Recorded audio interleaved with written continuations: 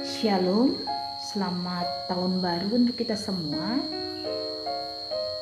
Tanpa terasa kita telah masuk kepada tahun 2023. Firman Tuhan kepada kita pada minggu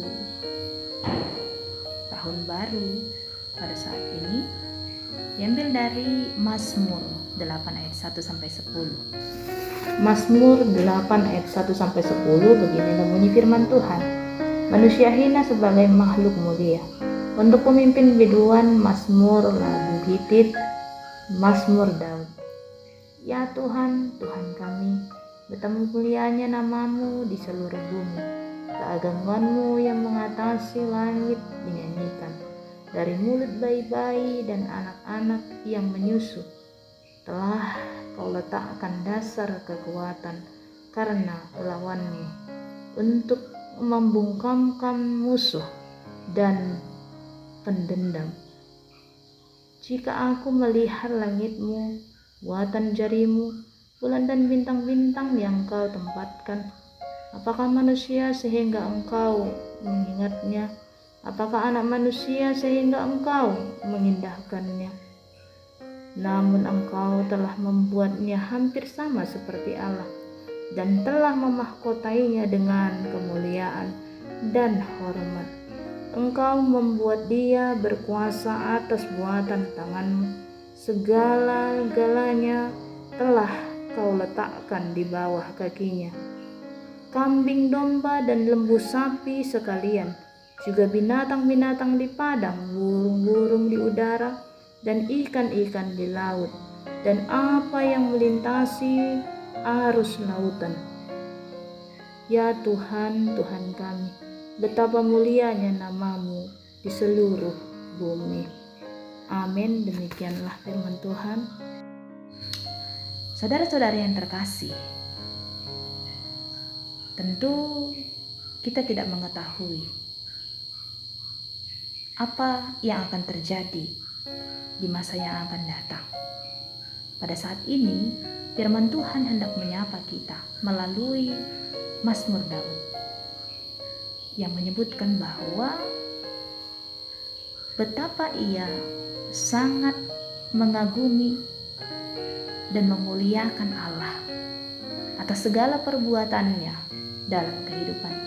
Dia merenungkan betapa luar biasanya Tuhan menjadikan manusia, betapa berharganya manusia ciptaannya, sehingga dia berulang kali menyebutkan apakah manusia, apakah anak manusia. Ini menandakan bahwa sebenarnya manusia itu tidak memiliki kekuatan dalam dirinya sendiri. Manusia itu membutuhkan Allah dalam kehidupannya. Saudara-saudara yang terkasih dalam nama Tuhan Yesus Kristus, bagaimana dengan kita dalam menghadapi tantangan demi tantangan yang tidak kita ketahui bagaimana nantinya yang akan kita hadapi di tahun 2023 ini.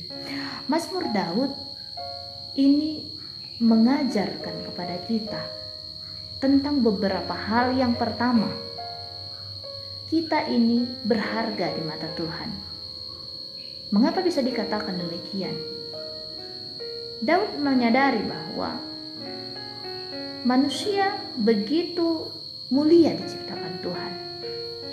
Dari pertanyaannya, apakah manusia? Dan jika ia melihat langit, bintang, bulan ciptaan Tuhan, dia bertanya, apakah manusia sehingga Allah memberikan kuasa kepada manusia? Ini berarti bahwa Tuhan sendiri begitu menghargai kita sebagai ciptaan. Tuhan Allah menciptakan kita lebih mulia dari ciptaan yang lain. Bahkan Daud mengakukan bahwa hampir sama seperti Allah. Ini menandaskan bahwa manusia bukan ciptaan kaleng-kaleng. Manusia bukan diciptakan hanya sekedar dijadikan, tidak. Tetapi Tuhan punya rencana yang luar biasa dalam diri kita untuk menjadikan kita sebagai partnernya, sebagai mitranya, sebagai alatnya untuk memuliakan Dia. Allah menjadikan kita ini berharga, bukan tanpa alasan. Maka poin yang pertama yang harus kita pegang adalah kita ini berharga di mata Tuhan, biji matanya. Nah, jikalau demikian, Mazmur Daud juga menyebutkan bahwa yang kedua, kita harus menyadari, sekalipun kita berharga di mata Tuhan, kita ini makhluk yang lemah. Makhluk yang lemah. Ketika kita menyadari kita ini lemah, maka kita akan mencari kekuatan, bukan terpuruk dalam kelemahan. Kita tidak tahu apa yang akan terjadi di masa yang akan datang. Kita tidak tahu apa yang akan kita hadapi, meskipun ada gambaran dari Bapak Jokowi yang mengatakan bahkan dunia ini menyebutkan bahwa dunia akan mengalami inflasi, dunia akan mengalami resesi, kesulitan ekonomi. Kita ini lemah. Sepintar apapun manusia, kita ini adalah manusia yang lemah.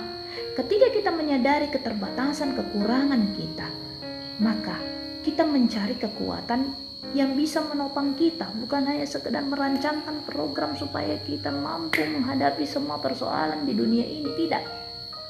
Sekalipun kita merancangkan program-program, membuat asuransi, menabung, ini itu, aku nanti setelah ini seperti ini. Kalau kita tidak menyadari bahwa kita memiliki keterbatasan, maka semua program itu yang kita susun tidak mengandalkan Tuhan, yang akan terjadi adalah kehancuran dalam kehidupan kita.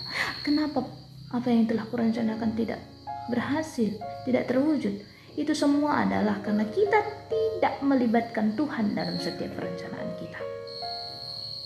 Bahkan ketika kita menyadari bahwa kita adalah seperti pada teks ini, seperti bayi-bayi yang membutuhkan Tuhan.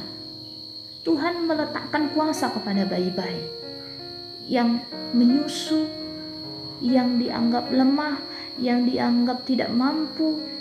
Nah, bayi itu bergantung kepada Tuhan sehingga kuasa Tuhan menjadi nyata melalui bayi-bayi. Ini menyebutkan bahwa kita ini seperti bayi yang membutuhkan pertolongan Tuhan, membutuhkan campur tangan Tuhan untuk membuat kita menjadi dewasa. Kita membutuhkan firman Tuhan menjadi kekuatan dalam kehidupan kita, seperti bayi yang tergantung kepada ibunya, seperti bayi yang mengharapkan kecukupan dari orang tuanya, bahkan tidak bisa tanpa orang tuanya. Nah, seperti itulah kehidupan kita yang mengandalkan kuasa Tuhan, bukan kuasa kita, bukan kekuatan kita. Karena sesungguhnya pada hakikatnya kita sebagai manusia yang lemah tidak memiliki kekuatan apapun dalam diri kita. Maka tepatlah seperti apa yang dikatakan oleh Yeremia, bahwa celakalah orang yang mengandalkan pikirannya, celakalah orang yang mengandalkan kekuatannya sendiri, tetapi diberkatilah orang yang mengandalkan Tuhan dalam kehidupan. Saudara-saudara yang terkasih dalam nama Tuhan Yesus Kristus, ketika kita menyadari bahwa kita lemah, tentu kita tidak terpuruk, tentu kita tidak mencari kekuatan yang lain di luar Allah, melainkan kita mengandalkan Tuhan, mengikut sertakan campur tangan Tuhan dalam setiap perencanaan. Tidak salah berencana, saudara-saudara yang terkasih dalam nama Tuhan. Tetapi sudahkah kita bertanya kepada Tuhan apa yang hendak kita lakukan? Nah, poin yang ketiga, ketika kita menyadari hidup kita berharga di hadapan Tuhan, ketika kita menyadari ketergantungan kita kepada Allah seperti bayi itu, maka poin yang ketiga adalah mari menyadari bahwa apapun yang kita lakukan, apapun yang kita kerjakan, itu semua hanya untuk hormat kemuliaan nama Tuhan. Dalam setiap pemikiran kita, apakah kita sudah memuliakan Tuhan? Dalam setiap gerak langkah kita, apakah langkah kita sudah melangkahkan untuk tujuan mulia Tuhan? Dari perkataan kita, apakah kita telah memberkati? Apakah perkataan kita memiliki kuasa untuk memulihkan? Nah, resolusi di tahun 2023 ini, mari periksa diri kita. Apakah dalam setiap totalitas kehidupan kita telah dipakai Tuhan, telah kita izinkan Tuhan untuk memakai kita menjadi alat kemuliaannya, atau jangan-jangan kita masih sibuk dengan kehidupan kita di masa lalu. Kita masih sibuk dengan kesusahan kita di masa lalu. Kita masih sibuk dengan diri kita di masa yang lalu yang belum mengalami pembaharuan. Meski ketika malam acara ujung tahun atau acara mengakhiri tahun, kita melakukan acara ya seperti rutinitas setiap tahunnya, setiap keluarga mengadakan acara maaf-maafan dan esoknya diulangi lagi. Tentu tidak seperti itu, seperti apa yang dikatakan dalam Matius 3 ayat 8 itu, bahwa kita harus memperlihatkan buah-buah pertobatan kita melalui tindakan kita yang menyatakan kemuliaan Tuhan, melupakan meninggalkan dosa di masa lalu. Di tahun 2023 ini harus kita komitmenkan bahwa hal buruk, sikap yang buruk, sifat yang buruk di masa lampau di tahun 2022 tinggallah di tahun 2022. Mari mulai membuka diri, mari mulai menata kehidupan lagi untuk semakin dekat kepada Tuhan, untuk semakin mengutamakan Tuhan dalam setiap program dan memprioritaskan Dia di dalam kehidupan kita. Sehingga apapun yang menjadi tantangan di tahun 2023, kita yakini, kita percayai bahwa Tuhan Allah memberi kuasa kepada kita untuk tidak takluk kepada dosa, untuk tidak takut kepada masa depan, untuk tidak takut pada kekelaman dunia ini, untuk tidak takut menghadapi apapun tantangan di depan mata kita, karena kita mendapatkan ketenangan, kedamaian yang daripada Tuhan. Kalau Tuhan sendiri telah memberikan kuasa dan kekuatannya kepada kita, maka tidak ada lagi yang harus kita takuti. Tidak ada lagi yang harus kita takuti.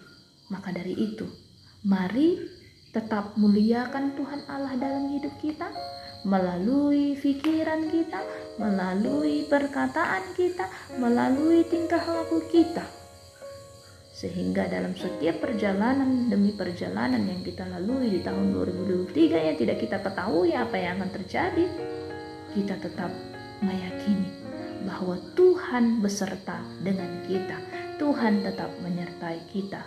Semoga melalui firman ini kita semakin termotivasi, kita semakin mendapat semangat spirit yang baru dalam melangkahkan kaki kita untuk menapaki hari demi hari yang baru di tahun 2023 bersama Tuhan yang senantiasa menyertai kehidupan kita.